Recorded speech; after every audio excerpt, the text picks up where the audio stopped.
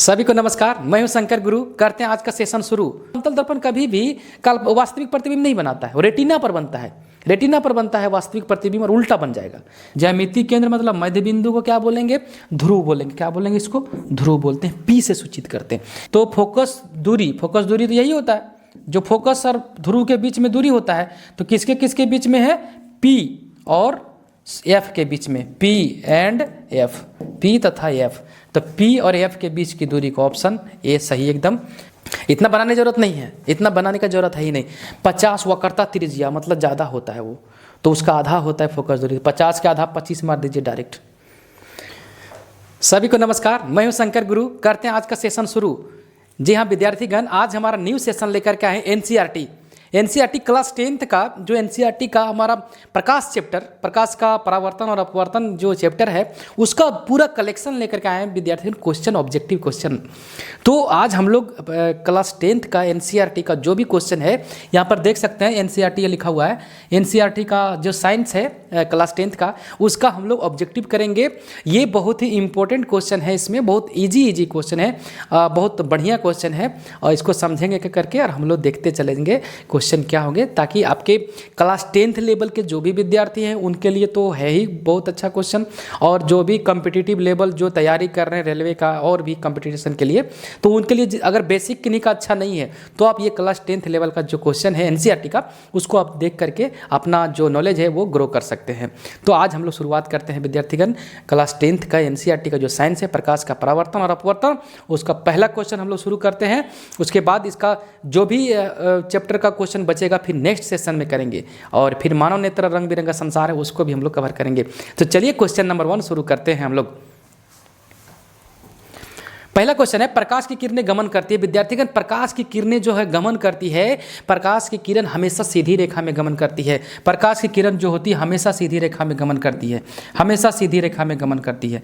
जहाँ से निकलेगा वो हमेशा सीधी रेखा जाएगा, हमेशा सीधी रेखा में गमन करेगा। मान लीजिए ये टॉर्च है, तो टॉर्च से जो प्रकाश की किरण निकल रहा है वो हमेशा सीधी रेखा में गमन करेगी, कभी इधर टेढ़ा मेढ़ा नहीं। ये एंगल के साथ निकलेगा, कोण के साथ निकलेगा, लेकिन रेखा जो बनाएगा वो सीधी बनाएगा, हमेशा एक सीधी रेखा की ओर गमन करेगा। तो इसका जो क्वेश्चन का आंसर बनेगा वो बनेगा सीधी रेखा, ऑप्शन ए। चलिए अगला क्वेश्चन चलते हैं। क्वेश्चन नंबर 2 है, प्रकाश के परावर्तन के कितने नियम होते हैं? प्रकाश के परावर्तन के 2 नियम होते हैं विद्यार्थीगण।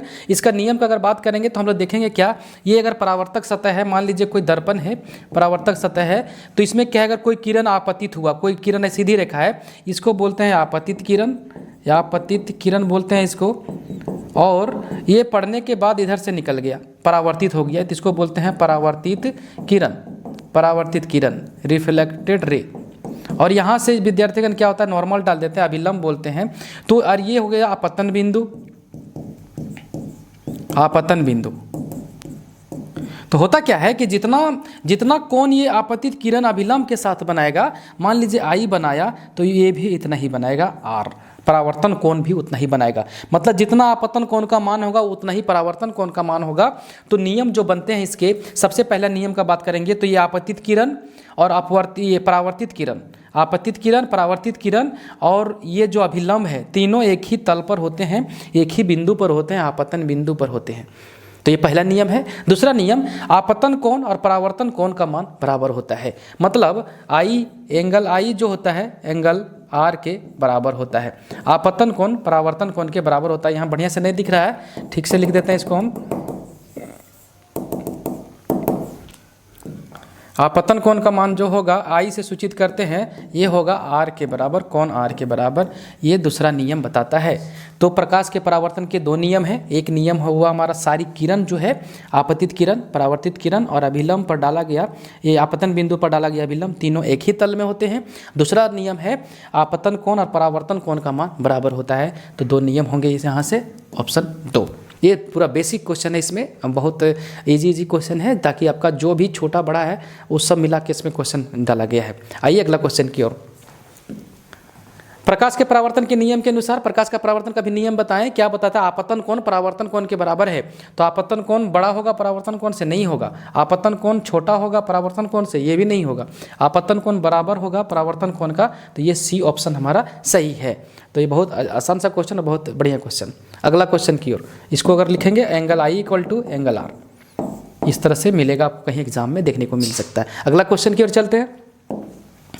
यदि आपतन कोण का मान 60 डिग्री है तो परावर्तन कोण का मान कितना होगा विद्यार्थीगण? आपतन कोण और परावर्तन कोण बराबर होते हैं, आपतन कोण और परावर्तन कोण बराबर होते हैं। अभी फिगर दिखाएं कि ये हो गया आपतन कोण, ये आपतन कोण, और ये हो गया परावर्तन, आपतित किरण हो गया, कोण नहीं बोलिए, कोण यहाँ बनाएगा, ये आपतन कोण हो गया, और ये हो गया परावर्तन कोण, ये परावर्तित किरण के साथ जो बनाएगा अभिलंब के साथ।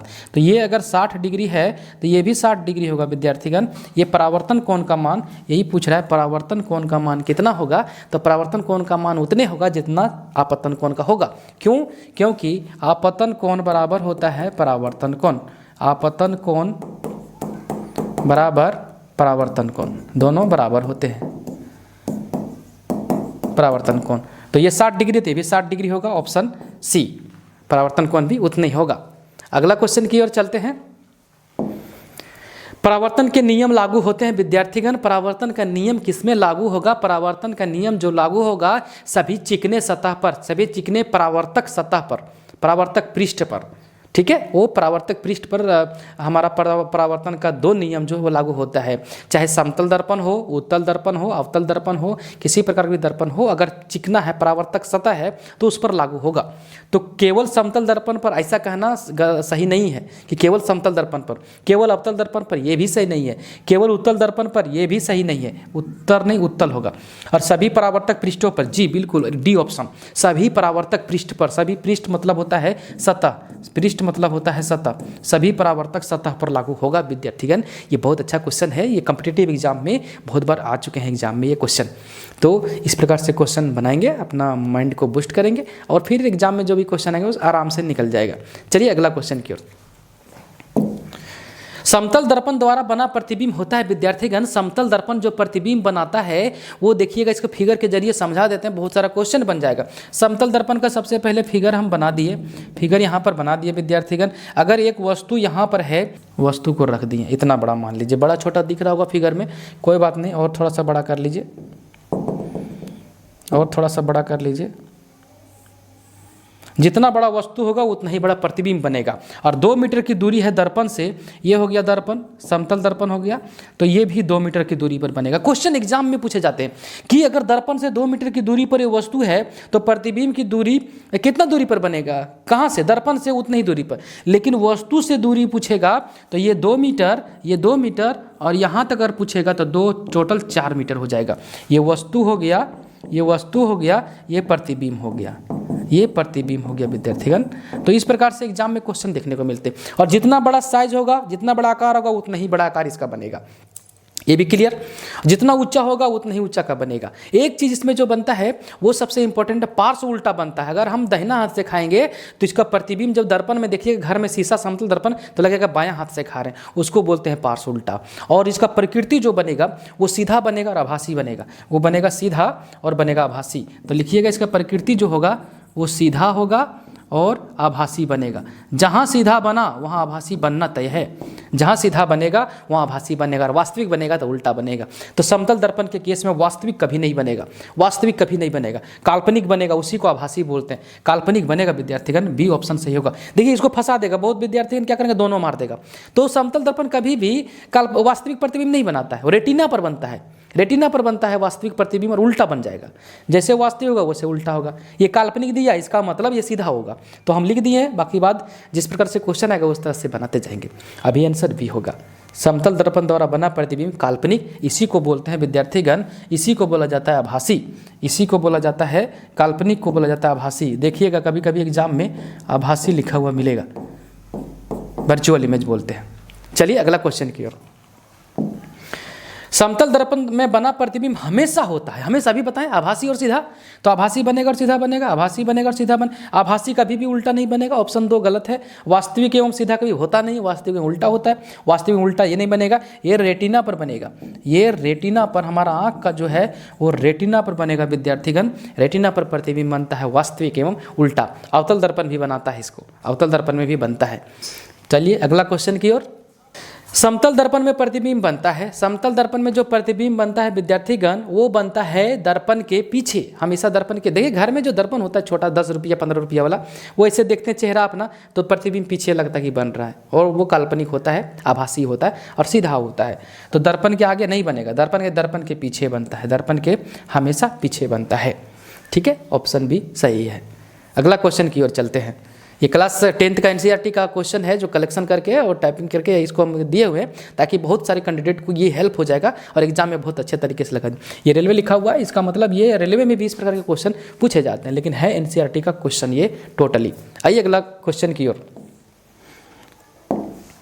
10 नंबर है, काल्पनिक प्रतिबिंब होता है। काल्पनिक प्रतिबिंब जब होगा तो सीधा बनेगा, और वास्तविक होगा तो उल्टा बनेगा। काल्पनिक बनेगा सीधा, और वास्तविक जो बनेगा, अगर क्वेश्चन पूछता उल्टा कौन बनेगा, तो वो बनता वास्तविक, वो प्रतिबिंब बनता वास्तविक।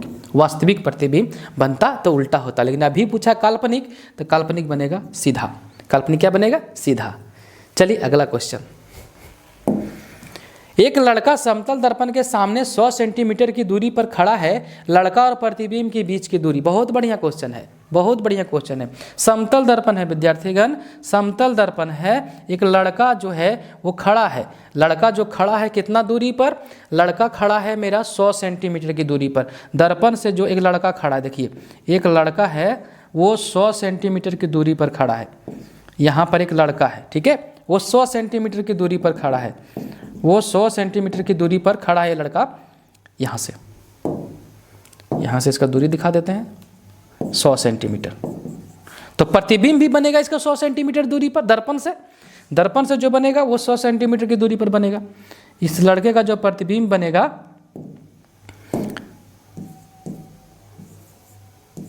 100 सेंटीमीटर की दूरी पर बनेगा, 100 सेंटीमीटर की दूरी पर बनेगा। तो ये हुआ समतल दर्पण। ठीक है, क्वेश्चन यहां तक बनके तैयार हुआ। तैयार क्या हुआ आप देखेंगे, इसको देखेंगे क्या कि एक लड़का समतल दर्पण के सामने 100 सेंटीमीटर दूरी पर खड़ा है, 100 सेंटीमीटर दूरी पर खड़ा है, और लड़के और प्रतिबिंब की दूरी, लड़का और प्रतिबिंब, ये लड़का प्रतिबिंब थोड़ा छोटा हो गया, ऐसे होता नहीं, बराबर बनेगा, दोनों सेम आकार का बनेगा। छोटा दिख रहा है ऐसा फिगर बनाने में थोड़ा हुआ, लेकिन जितना बड़ा ये है उतना ही बड़ा वो बनेगा, सेम आकार का। तो पूछा लड़का और प्रतिबिंब, मतलब ये लड़का और प्रतिबिंब, ये हुआ लड़का और ये हुआ प्रतिबिंब, प्रतिबिंब हुआ ये। तो दोनों के बीच की दूरी कितना हो गया? यहां से नापिए यहां तक 100 और 100 200, कितना आंसर बनेगा?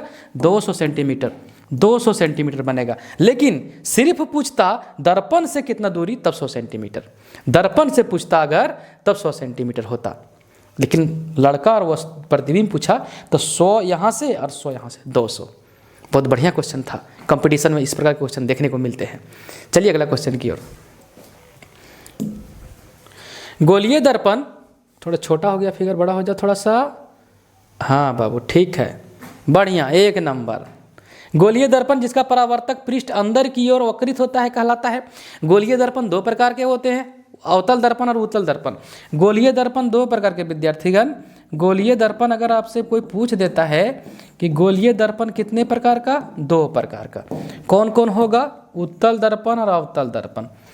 उत्तल और अवतल, उत्तल और ये अवतल, ये हो गया। परावर्तक सतह क्या बोल रहा है? परावर्तक पृष्ठ अंदर की ओर, मतलब परावर्तक पृष्ठ अंदर की ओर बोल रहा है विद्यार्थीगण। ये दर्पण हुआ, ये दर्पण हुआ, और परावर्तक पृष्ठ देखिए ये वाला जो है ना अंदर की ओर धंसा होता है, अंदर की ओर वक्रित होता है, गोला होता है, ये वाला अंदर की ओर वक्रित है। ये अंदर की ओर जो वक्रित है इसी को बोलते हैं परावर्तक पृष्ठ, इसी को बोलते हैं परावर्तक सतह जो अंदर की ओर है, यही हमारा होगा अवतल दर्पण। ये अवतल दर्पण। उत्तल जो पूछता तो उत्तल में होता बाहर की ओर, बाहर की ओर वक्रित होता है, बाहर की ओर वक्रित होता, ये वाला सतह वक्रित होता है, इसको बोलते हैं उत्तल दर्पण। तो अभी जो आंसर बनेगा हमारा अवतल दर्पण। उत्तल रहता तो फिगर ऐसा बनाते हम लोग, और बाहर की ओर वक्रित होता, अंदर की ओर वक्रित करेगा तो ये वाला अवतल, और सीधा रहेगा पूरा समतल दर्पण। ठीक है, चलिए अगला क्वेश्चन की ओर। गोलीय दर्पण के ज्यामितीय केंद्र मध्य बिंदु को क्या कहते हैं विद्यार्थीगण? एगो गोलीय दर्पण कोई भी उठा लीजिए, उत्तल या अवतल। मान लीजिए हम अवतल उठा लिए, और इसका जो मान लीजिए ये दर्पण है विद्यार्थीगण, ये हमारा दर्पण हुआ, ठीक है। इसका मध्य बिंदु को क्या कहेंगे? गोलीय दर्पण के मध्य बिंदु को ज्यामिति केंद्र मतलब मध्य बिंदु को क्या बोलेंगे, ध्रुव बोलेंगे। क्या बोलेंगे इसको, ध्रुव बोलते हैं, पी से सूचित करते हैं, इसको बोलते हैं ध्रुव। ध्रुव बोलते हैं विद्यार्थीगण, ध्रुव बोलते हैं। हम ऑप्शन बन जाएगा सी, मध्य बिंदु, गोलीय दर्पण का मध्य बिंदु। बोलता गोलीय दर्पण जिस गोले का बना होता है उसका केंद्र को क्या बोलते हैं, तो वक्रता केंद्र। तो आगे क्वेश्चन मिलेगा इस टाइप का। अभी गोलीय दर्पण का मध्य बिंदु पूछा तो ध्रुव बोलते हैं, पी बोलते हैं, पी से सूचित करते हैं, पोल बोलते हैं इंग्लिश में, पोल। अगला क्वेश्चन देखते हैं हम लोग, ध्रुव और वक्रता केंद्र को मिलाने वाली रेखा को क्या कहते हैं। ध्रुव और वक्रता केंद्र को मिलाने वाली, मान लीजिए हमारे पास ये हुआ ये गोलीय दर्पण, ये हुआ गोलीय दर्पण, अवतल दर्पण हम ले लिए, एगो अवतल दर्पण ले लिए। अब क्या बोल रहा है, ये हुआ ध्रुव विद्यार्थीगण, ये वाला पॉइंट जो हुआ हमारा ध्रुव हुआ, और वक्रता केंद्र यहाँ पर होता है। गोलीय दर्पण जिस गोले का बना होता है, गोलीय दर्पण एक गोला का बनता है, उस गोले के केंद्र को कहते हैं वक्रता केंद्र, ठीक है। और इस रेखा को अगर मिला देंगे, इस रेखा को अगर मिला देंगे तो इस रेखा को क्या कहते हैं विद्यार्थीगण, मिलाने वाली ध्रुव और वक्रता केंद्र को मिलाने वाली रेखा को क्या कहते हैं, ये जो रेखा कहलाएगा, ये पूरा रेखा को मिला दीजिए, पूरा और बढ़ा दीजिए, आप और बढ़ा दीजिए, इसको बोलते हैं विद्यार्थीगण प्रिंसिपल एक्सिस, मुख्य अक्ष, इसको बोलते हैं मुख्य अक्ष, मुख्य अक्ष बोलते हैं विद्यार्थीगण इसको। ध्रुव और वक्रता केंद्र को मिलाने वाली रेखा को मुख्य अक्ष कहते हैं। दूरी पूछता ध्रुव से वक्रता केंद्र की दूरी, तो वक्रता त्रिज्या होता, दूरी नहीं पूछा, रेखा पूछा। देखिए रेखा, मिलाने वाली रेखा को क्या कहते हैं, तो मुख्य अक्ष कहते हैं, ऑप्शन सी, प्रिंसिपल एक्सिस बोलते हैं इंग्लिश में। चलिए अगला क्वेश्चन की ओर। गोलीय दर्पण जिस खोखले गोले का भाग होता है उसके केंद्र को क्या कहते हैं। अभी तो बताएं, गोलीय दर्पण जो होता है, ये जो गोलीय दर्पण होता है, इसका मान लीजिए ये वाला पार्ट रंग देता है, बाहर से सिल्वर कर देता है, रंग देता है ताकि परावर्तक सतह अच्छा बने, मतलब परावर्तन अच्छा से हो। तो ये हो गया ध्रुव, ये हो गया ध्रुव विद्यार्थीगण, और इसको बना देते हैं थोड़ा, ये हो गया फोकस, और ये हो गया हमारा वक्रता केंद्र। तो ये वक्रता केंद्र ना, ये एक गोला का बना होता है, वक्रता केंद्र नहीं, ये दर्पण जो होता है गोला का बना होता है। और जब गोला का बना होता है दर्पण, इस केंद्र को, जिस गोले का बना होता है उस केंद्र को वक्रता केंद्र कहते हैं। तो जिस खोखले गोले का भाग होता है उसके केंद्र को क्या कहते हैं, वक्रता केंद्र कहते हैं। क्या है, वक्रता केंद्र, ठीक है। और दूरी का बात करता है, यहाँ से यहाँ तक, ध्रुव से सी तक की दूरी, इसको बोलते हैं आर, इसको बोलते हैं वक्रता त्रिज्या, दूरी का बात करता तो। और इसको बोलते हैं फोकस, और ध्रुव से दूरी होता है फोकस दूरी, ठीक है। एफ हो गया फोकस, जो अभी हमारे पास यहाँ स्मॉल एफ से सूचित करते हैं। चलिए अगला क्वेश्चन की ओर। गोलीय दर्पण में P एवं C के बीच की दूरी को क्या कहते हैं। तो गोलीय दर्पण छाप लीजिए पहले। गोलीय दर्पण में P, एक हुआ गोलीय दर्पण, देखिए ये हुआ गोलीय दर्पण, इसको रंग दीजिए, रंग दिए। यहाँ पर मुख्य अक्ष हो गया, ये हो गया P, ये हो गया P, और ये हो गया C। ये दोनों के बीच की दूरी को क्या कहते हैं, यहाँ से यहाँ तक की दूरी को बोलते हैं वक्रता त्रिज्या, सूचित करते हैं R से, कहते हैं वक्रता त्रिज्या। ध्रुव और वक्रता केंद्र के बीच, C मतलब वक्रता केंद्र और P मतलब ध्रुव के बीच की दूरी को कहते हैं वक्रता त्रिज्या। और R बराबर जो होता है 2F होता है, फोकस का दुगुना होता है। यहाँ पर फोकस होता है विद्यार्थीगण, फोकस बिंदु को सूचित करते हैं कैपिटल F से, बड़ा F से, और दूरी को करते हैं स्मॉल f से, ये भी याद रखिएगा। तो P एवं C यहाँ तक का बात की, यहाँ से यहाँ तक बोलते हैं वक्रता त्रिज्या। क्या कहते हैं, वक्रता त्रिज्या, ऑप्शन बी। और फोकस दूरी बोलते हैं फोकस से ध्रुव के बीच की दूरी को, फोकस दूरी, ठीक है। और मुख्य अक्ष बोलते हैं ये वाला लाइन को, जो ऑप्शन में दिया हुआ है। तो अभी आंसर बी। चलिए अगला क्वेश्चन की ओर। आइए अगला क्वेश्चन देखते हैं विद्यार्थीगण, दिया हुआ है गोलीय दर्पण एवं ध्रुव मतलब P, वक्रता केंद्र मतलब C से होकर गुजरने वाली सरल रेखा विद्यार्थीगण, ये सरल रेखा का बात किया। यहाँ से ये सरल रेखा जो गुजर रही है इसको बोलेंगे मुख्य अक्ष। इसको क्या बोलते हैं, मुख्य अक्ष बोलते हैं, इसको प्रधान अक्ष भी बोला जाता है। तो आंसर बनेगा मुख्य अक्ष, ठीक है, मुख्य अक्ष बनेगा। और दूरी पूछ देता कि दूरी क्या हो, ध्रुव से वक्रता केंद्र की दूरी, तो वक्रता त्रिज्या हो जाता, दूरी हो जाता वक्रता त्रिज्या। और R बराबर होता है 2F, R बराबर होता है 2F। यहाँ से F निकालते हैं R/2। ये हमारा बनता, जब दूरी का बात बोलता तो सरल रेखा गुजर रही है तो मुख्य अक्ष होता। वक्रता त्रिज्या जो R बराबर होता है वो होता है 2F यहाँ से, ठीक है। अभी आंसर बनेगा डी, 4 ऑप्शन। चलिए अगला क्वेश्चन की ओर। गोलीय दर्पण के ध्रुव या वक्रता केंद्र के बीच की दूरी का मध्य बिंदु क्या कहलाता है? ये बढ़िया क्वेश्चन है कि गोलीय दर्पण के ध्रुव दे दिया और वक्रता केंद्र के बीच एक दूरी का मध्य बिंदु। देखिए इसको बनाना पड़ेगा, फिगर बना देते हैं तब ज़्यादा समझ में आएगा। ये हुआ गोलीय दर्पण विद्यार्थीगण, ये हुआ गोलीय दर्पण। इसमें क्या है, एक मध्य अक्ष प्रधान अक्ष है, मुख्य अक्ष इसको बोलते हैं। ये हुआ हमारा ध्रुव जो देखिए हम बना देते हैं, ध्रुव आपको दिखाएंगे बढ़िया से। ये P हो गया ध्रुव, ये हो गया वक्रता केंद्र, ठीक है। और ये ध्रुव और वक्रता केंद्र जो C है, इसके बीच में एक बिंदु होता है, उसको बोलते हैं F, फोकस। तो यही क्वेश्चन पूछ रहा है, ध्रुव और वक्रता केंद्र के बीच की दूरी, ध्रुव और वक्रता केंद्र के बीच की दूरी मतलब ये वाला, ये बीच का बिंदु देता तो फोकस होता, बिंदु पूछता तो फोकस। और यहाँ से यहाँ तक की दूरी का बात कर रहा है, मतलब यहाँ से यहाँ तक का दूरी का बात कर रहा है। ध्रुव और वक्रता केंद्र के बीच की दूरी का मध्य बिंदु, दूरी, ये दोनों के दूरी के बीच का मध्य बिंदु, ये वाला बिंदु का बात कर रहा है, तो ये हो जाएगा फोकस। ये क्या हो जाएगा? फोकस हो जाएगा विद्यार्थीगण, इसको फोकस बोलते हैं, ठीक है, एफ को। और यहाँ से यहाँ तक अगर मध्य बिंदु का बात नहीं देता, मध्य बिंदु नहीं पूछता, तो ध्रुव और वक्रता केंद्र के बीच की दूरी को बोलते हैं वक्रता त्रिज्या, आर से सूचित करते हैं। लेकिन दोनों के बीच का मध्य बिंदु का बात किया तो उसको बोलते हैं फोकस। उसको क्या बोलते हैं विद्यार्थीगण? फोकस बोलते हैं। मध्य बिंदु को फोकस बोलते हैं, ये वाला बिंदु को। तो आंसर बन के तैयार है। चलिए अगला क्वेश्चन बनाते हैं।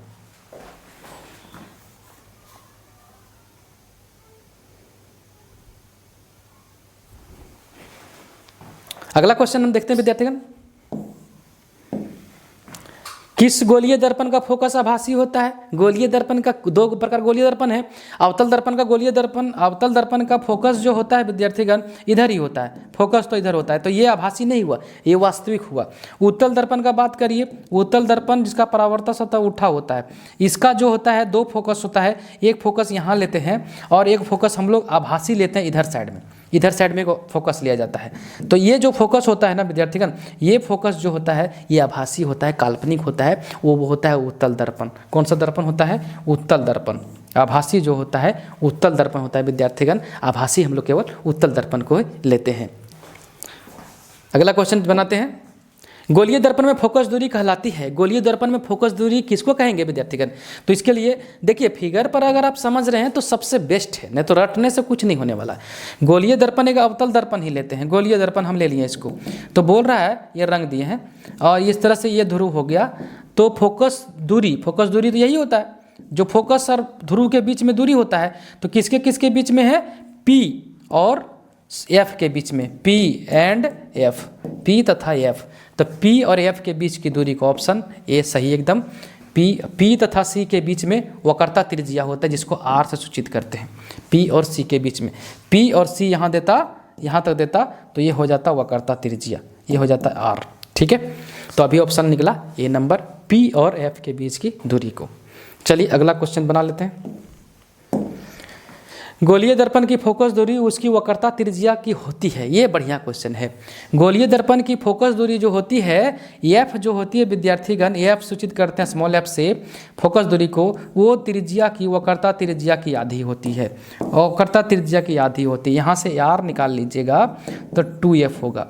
तो अभी हमको जो क्वेश्चन पूछा है वो फोकस दूरी का बात कर रहा है, तो फोकस दूरी जो होती है वक्रता त्रिज्या से तुलना करने बोल रहा है। फोकस दूरी का तुलना वक्रता त्रिज्या से, तो त्रिज्या की आधी होती है, वक्रता त्रिज्या की आधी होगी, तो आधी होती है, ऑप्शन ये। और दुगुनी का बात करता तो फोकस तो ये वक्रता त्रिज्या लिखता, तब आर वक्रता त्रिज्या देता कि वक्रता त्रिज्या कितनी होती है, तो फोकस की दुगुनी होती है। तब यहाँ पर वक्रता त्रिज्या अगर पूछ देता तब फोकस की दुगुनी होती है, लेकिन फोकस दूरी पूछ रहा है, फोकस तो त्रिज्या की आधी हो जाएगी, वक्रता त्रिज्या की आधी हो जाएगी। अगला क्वेश्चन बनाते हैं।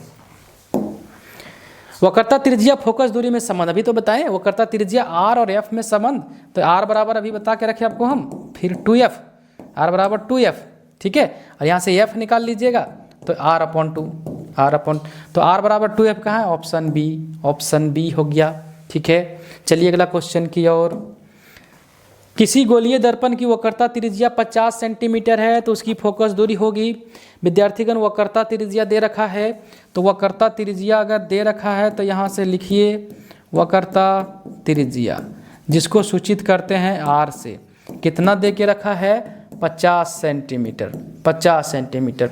फोकस दूरी निकालना है, फोकस दूरी निकालना है। दोनों में संबंध लगा दीजिए, तो फोकस दूरी और त्रिज्या में संबंध r/2। ठीक है, r का मान 50 दे के रखा है और 2 का 2 वैल्यू कट के आएगा 25 सेंटीमीटर, कट जाएगा तो 25 सेंटीमीटर, ऑप्शन सी निकल गया। इतना बनाने की जरूरत नहीं है, इतना बनाने का जरूरत है ही नहीं। 50 वक्रता त्रिज्या मतलब ज़्यादा होता है वो, तो उसका आधा होता है फोकस दूरी। 50 के आधा 25 मार दीजिए डायरेक्ट। अगर फोकस दूरी 50 देता तो इसका दुगुना हो जाता, वक्रता त्रिज्या 100 हो जाता। तो अभी हमको निकालने पूछा फोकस दूरी, अगर फोकस दूरी पूछता है निकालने तो आधा कर दीजिएगा। अगर वक्रता त्रिज्या निकालने बोलेगा तो दुगुना कर दीजिएगा जितना दिया रहेगा। इतना करने का झमेला नहीं होगा ऑब्जेक्टिव के केस में।